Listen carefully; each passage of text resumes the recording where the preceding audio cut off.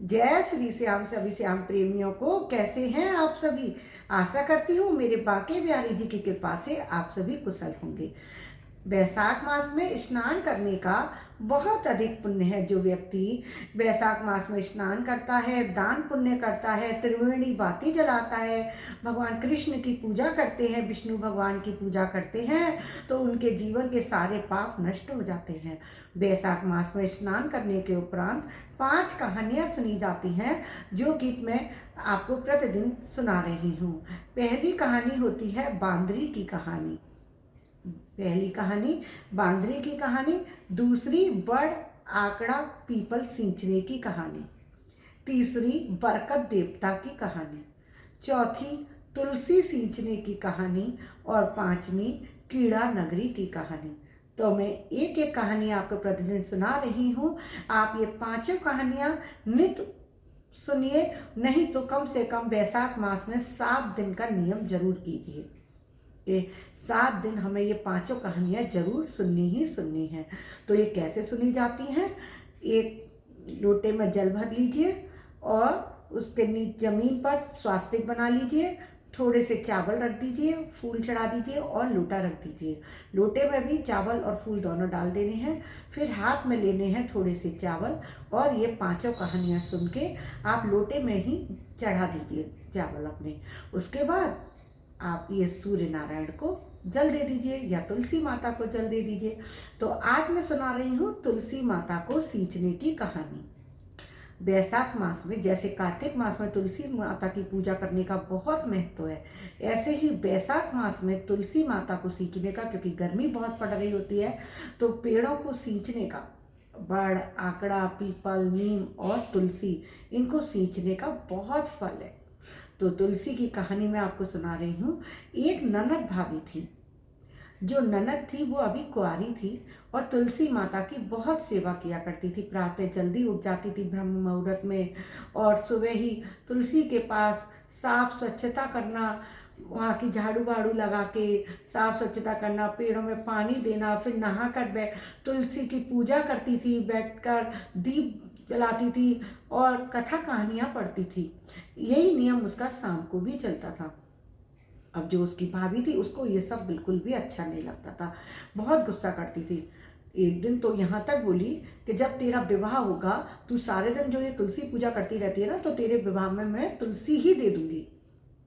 धीरे धीरे ननद तो अपना ये सुन लेती थी, लेकिन वो अपने काम में जो कर रही है पूजा पाठ उसमें ही लगी रहती थी, अनदेखा कर देती थी सारी बातों को। धीरे धीरे बड़ी हो गई ननद, उसकी शादी का समय आया और उसकी भाभी ने जो बोला था वो ही किया। उसकी बारात आई ननद की, उसने लेके तुलसी का गमला फोड़ दिया और तुलसी के पत्ते बारातियों के सामने परोस दिए। दावत ना करके, खाना ना बनवा के बारातियों के सामने तुलसी पत्र परोस दिए। वो तुलसी पत्र वैशाख मास के स्नान के प्रताप से, वैशाख मास में तुलसी सींचने के प्रताप से, जो उसकी ननद ने वैशाख मास में तुलसी सींची, उसके प्रताप से 56 भोग बन गए और बारातियों ने बड़ी खुशी खुशी जीने। अब उसकी नंद को जब सजाने की बारी आई तो उसने तुलसी मंजरी की मालाएं बनाकर हाथों में, गले में, गजरे में, सब में धारण करा दी। उसके लिए कोई जेवर नहीं दिया। भगवान की कृपा ऐसी हुई कि वो मंजरी की जो मालाएं थीं बहुत ही सुंदर सुंदर हीरे जवाहरात के आभूषणों में बदल गए। भाभी तो देखती रह गई कि ये हो क्या रहा है। उसने दहेज देने के टाइम पर भी क्या किया, तुलसी की जो सूखी लकड़ियां थी ना, वो ही एक बक्से में भर के रख दी। जब ससुराल वालों ने बक्सा खोला तो देखा उसमें इतने अच्छे अच्छे सामान, इतने सुंदर सुंदर, के पूरे गांव में खबर फैल गई कि भाई ने बहुत बढ़िया दहेज दिया है, भाई ने बहुत बढ़िया दहेज दिया है। अब तो भाभी बहुत गुस्सा, आग बबूला के लिए तो उल्टा हो गया। उसने पूछा कि अपनी ननद से, जब वो अपने ससुराल चली गई और लौट कर आई एक दिन पानी पीने के लिए, कि ये सब हुआ कैसे। तो उसने कहा, भाभी ये सब तुलसी माता के प्रताप से हुआ, तुम भी तुलसी माता की सेवा किया करो, पूजा किया करो, तुम्हारे जीवन में भी सब कुछ बहुत अच्छा हो जाएगा। उसने सुन तो लिया, लेकिन उसने खुद नहीं किया। उसकी एक बेटी थी, भाई की एक बेटी थी, जो कि शादी के लायक हो रही थी, बड़ी हो रही थी। उसने अपनी बेटी को बोला, देख जैसे बुआ ने किया ना तुलसी की पूजा, वैसे ही तू भी किया कर, तेरे भी घर में देखना खूब बरकत होगी, खूब भगवान धन दाने देंगे। देख तुलसी पत्ते कैसे 56 भोग में बदल गए, गहने में बदल गए, अच्छे अच्छे दहेज के सामान में बदल गए। उसने अपनी बेटी को समझा दिया, लेकिन कभी देखा नहीं कि बेटी क्या कर रही है।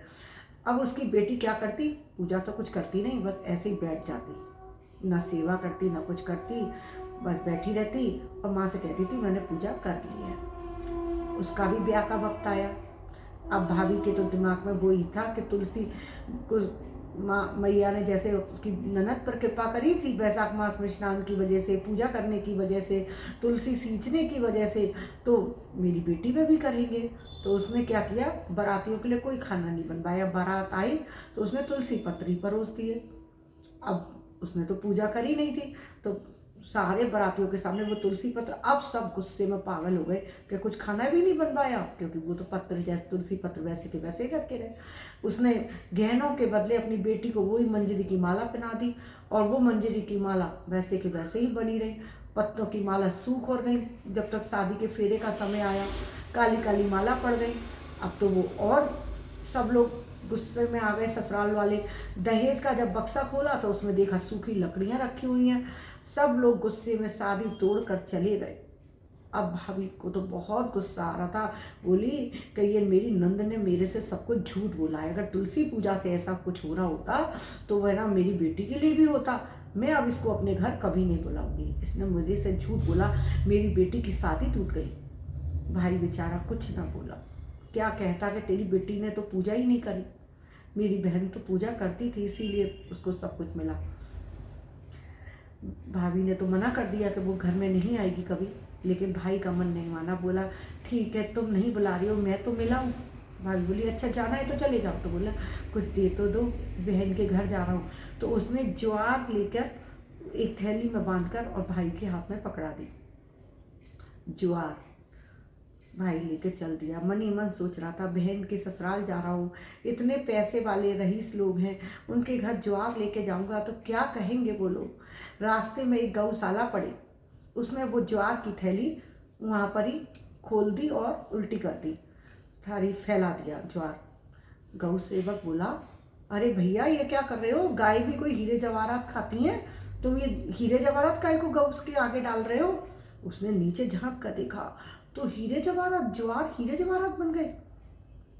उसने गौ सेवक को सारी बातें बताई कि मेरी बहन तुलसी की बहुत पूजा करती थी, ऐसे ऐसे मेरी पत्नी उसे परेशान करती थी, आज भी उसने इसके लिए ज्वार रखी थी और तुलसी माता के प्रताप से वो ज्वार हीरे जवाहरात बन गई। अब तो गौ सेवक भी बोला मैं भी अपनी पत्नी से कहूँगा बैसाख मास की पूजा किया करे, स्नान करे, तुलसी की पूजा करे। उसके बाद वो अपनी बहन के घर गया। बहन के घर जाकर उसने सारी बात बताई, उसको भेंट किए, फिर बहन को अपने साथ लेकर आया। बहन ने अपनी भाभी के गले मिलकर उससे कहा कि भाभी इसमें तुलसी मैंने कुछ गलत नहीं बताया, आपकी बेटी ने ही तुलसी की पूजा सही से नहीं करी। उसने रहकर बैसाख मास अपनी भाभी के साथ मिलकर नहाया और स्नान किया, पूजा करी, तुलसी को सींचा, आग बढ़ पीपल को सींचा, बांदरी की कहानी सुनी, बरकत देवता की कहानी सुनी, कीड़ी नगरी की कहानी सुनी। इस प्रकार 7 दिन तक बैसाख मास का उसने नियम लिया और 7 दिन बाद वो अपने मायके ससुराल लौट आई।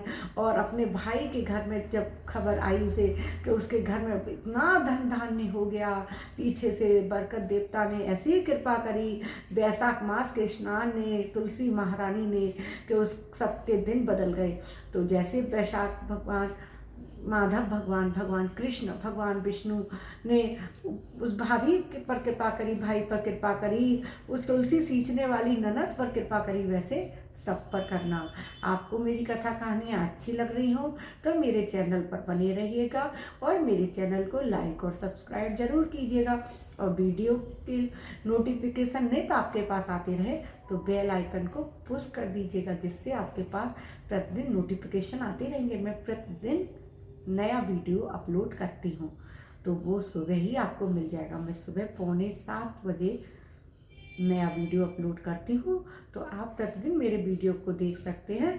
आपको वीडियो अच्छी लगे तो अपने सगे संबंधियों में भी शेयर जरूर कीजिएगा। आपसे हाथ जोड़कर निवेदन करती हूँ मेरे चैनल को आगे बढ़ाने में मेरा साथ दीजिए, सनातन धर्म को आगे बढ़ाने में मेरा साथ दीजिए। राधे राधे।